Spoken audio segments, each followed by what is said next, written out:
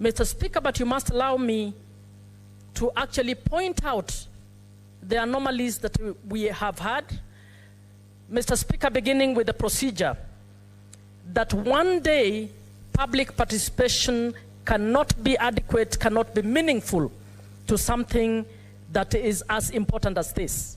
I know we are trying to ensure that we look good to the international community next week, and it is good for us to look good, but Mr. Speaker, we have actually flouted the rule when it comes to meaningful public participation. Mr. Speaker, we have also flouted the common rule that policy proceeds or precedes legislation. We do not have any policy, and I think Honorable Chute has raised this in this House before. We don't have a policy, a national policy guiding matters relating to carbon credits. And in fact, we have foreign companies and some locals who are benefiting seriously over our national resources, our natural resources on matters carbon credit. So we needed that national policy, and usually you begin with policy and then you bring in the law and regulations.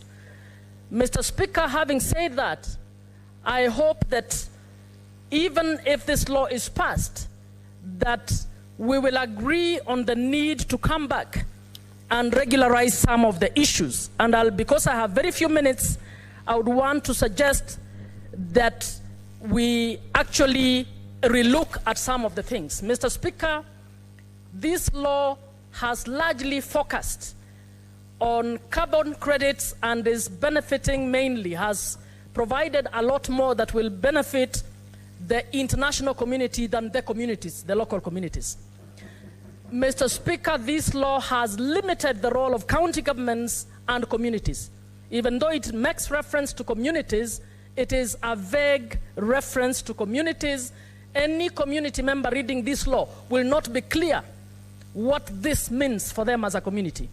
So I think we will need to revisit this in order for us to do justice, particularly for our communities. Mr. Speaker, we need the people of Kakamega to know whether we have people earning over Kakamega forest, which they are working day and night to conserve, but somebody from somewhere will all of a sudden take chunks of it and start earning. That is the new style land grabbing, Mr. Speaker, and we need to protect our communities from these issues.